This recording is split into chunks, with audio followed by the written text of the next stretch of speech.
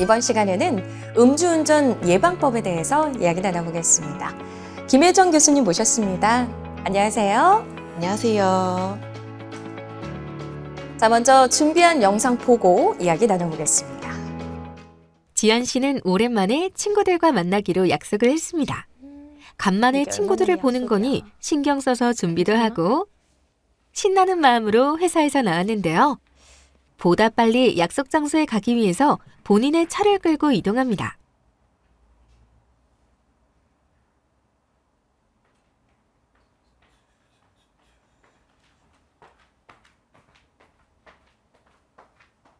들어. 야, 짠. 뭘 안 되는 거 없어. 짠, 짠, 짠. 야, 마셔, 친구들과 즐겁게 얘기도 나누고 맛있는 저녁도 먹으며 시간을 보냈고 지연 씨는 그 자리에서 기분 좋게 술을 마셨는데요. 가. 들어가. 모임이 끝나고 집에 돌아가려고 보니 별로 취하지 않은 기분이 들었습니다. 집까지 멀쩡히 갈 수 있을 것만 같았는데요. 안 마셨는데. 지연 씨는 운전대를 잡고 집에 편하게 갈지 고민에 빠져듭니다. 이거 굉장히 위험한 상황일 수 있겠는데요. 자칫 음주운전이 되는 거 아닌가요? 뭐가 문제였을까요? 음주운전에 대한 상황은 약속 자리에 차를 가져가는 순간부터 시작됩니다. 특히나 술을 마시는 상황이 예상된다면 차를 가져가지 않는 것이 중요하죠. 평소에는 음주운전을 하면 안 된다는 것을 잘 알고 있어도 막상 술을 마시고 나면 흔들리는 운전자들이 생겨납니다. 이는 전두엽 때문인데요. 전두엽은 알코올의 영향을 받게 되면 이성적인 판단이 어려워지고 충동적으로 행동하게 만듭니다. 따라서 알코올은 이성적인 판단을 저하시키므로 아무리 평상시에 음주운전의 위험성을 잘 알고 있어도 결국 술을 마신 이후에는 흔들리는 상황이 벌어지는 것이죠. 그러면 애초에 술 약속이 있을 때 차를 두고 가는 게 좋을 것 같은데요. 어떤 것들을 준비하는 게 좋을까요? 술자리에 가기 전 술을 마신 후 어떻게 귀가할 것인지 미리 계획을 세워두는 것이 필요하겠고요. 차를 두고 대중교통, 택시, 다른 이동수단을 선택해 볼 필요가 있겠습니다. 그러면 대중교통을 이용하는 것도 좋겠네요. 네, 그렇습니다. 네. 자, 다음 사례도 보고 올까요? 장대리 씨는 평상시에도 술을 마시고 운전했던 적이 종종 있었습니다. 가까운 거리는 대리비가 아깝기도 하고 짧은 거리를 운전해서 가는 거면 별일 생기지 않을 것 같은 마음이 컸기 때문인데요.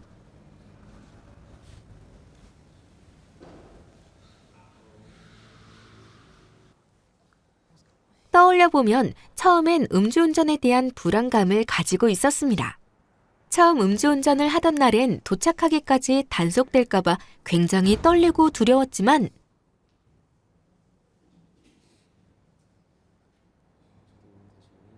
아무 일도 생기지 않자 자신감이 생겼고 이후에는 대리를 이용하는 일이 점차 줄어들었습니다. 그러다 보니 음주운전을 해도 문제가 없다는 생각을 굳히게 된 것이죠. 오늘도 집 근처에서 술을 마시곤 운전을 해서 가던 길이었는데요. 집에 거의 다 왔을 무렵 무언가 이상한 낌새를 느꼈습니다. 한 번도 음주 단속을 했던 적이 없는 집 앞에서 경찰이 음주 단속을 하고 있었던 것입니다. 교수님, 이번 사례는 어떤 게 문제인가요? 아무리 짧은 거리더라도 음주운전으로부터 안전한 거리는 존재하지 않는다라는 거죠. 사례의 주인공처럼 대리 비용이 아깝다라는 이유로 음주운전을 결정하기도 하는데요.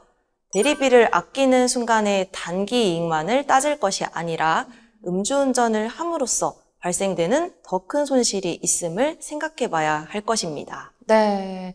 아무래도 작은 손실 때문에 더 큰 손실까지 생각하지 못하는 게 있는 것 같아요.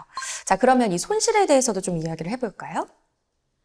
음주운전 단속 시 자동차 보험료 할증과 더불어 납부해야 하는 벌금도 수백만 원에서 수천만 원에 달합니다. 그리고 음주운전 이후 운전을 하지 못하는 불편함까지도 많은 불이익이 운전자에게 되돌아옵니다.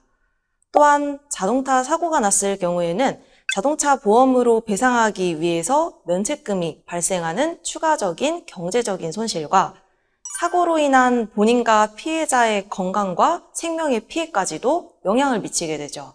짧은 거리라 할지라도 그 순간 돌이킬 수 없는 큰 손실과 책임이 생긴다는 거를 꼭 잊지 마시길 바라겠습니다. 네, 책임과 손실에 대해서 꼭 기억하셨으면 좋겠네요.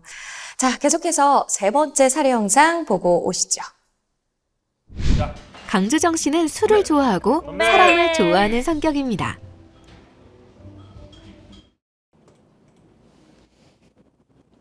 영미 씨. 얼마 전 속상한 일을 겪은 오늘 직장 같이 저녁 동료가 먹으면 안 돼요? 집 근처에서 저녁을 먹으면서 얘기 좀 들어달라며 부탁을 해옵니다. 동료의 힘들어하는 모습을 본 주정 씨는 같이 저녁을 먹으면서 위로를 했는데요. 얘기를 나누다 보니 1차에서만 둘이서 소주 3병 이상을 마시게 되었습니다. 그리곤 2차, 3차까지도 자리가 이어지게 됐죠. 한 잔 더 하자고 했잖아. 그렇게 술을 마시고 난 이후 주정 씨는 잘 귀가해서 잠에 들었는데요.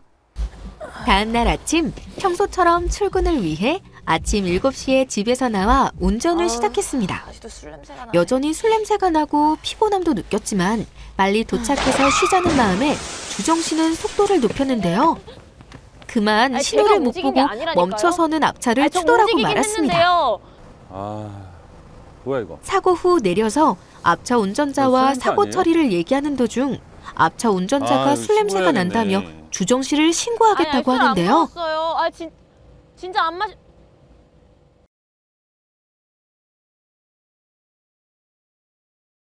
교수님, 이 세 번째 사례 영상은 어떤 게 가장 큰 문제인가요? 해당 사례를 통해 전날 마신 술로 다음날 아침까지 문제가 되는 경우를 살펴볼 수 있었는데요. 실제로 밤에만 술을 마신 당일에만 음주운전이 적용되는 것이 아닙니다. 낮이어도 술을 마신 다음날이어도 음주운전이 될 수 있음을 기억해야겠습니다.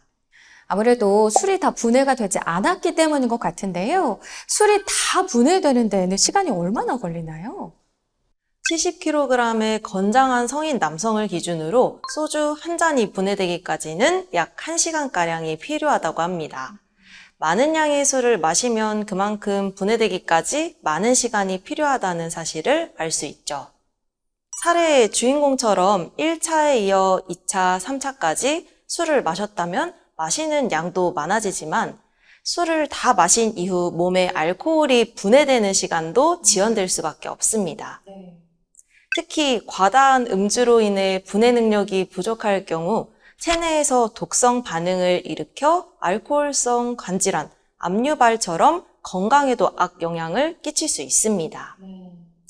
안전한 운전뿐만이 아니라 건강을 위해서도 알코올의 영향과 위험성을 인식하면서 마시는 술을 적절히 조절하는 것이 필요하겠습니다. 네, 정말 그러네요. 기분 좋게 한 잔 술을 하더라도 적절하게 조절하는 것 굉장히 중요할 것 같습니다.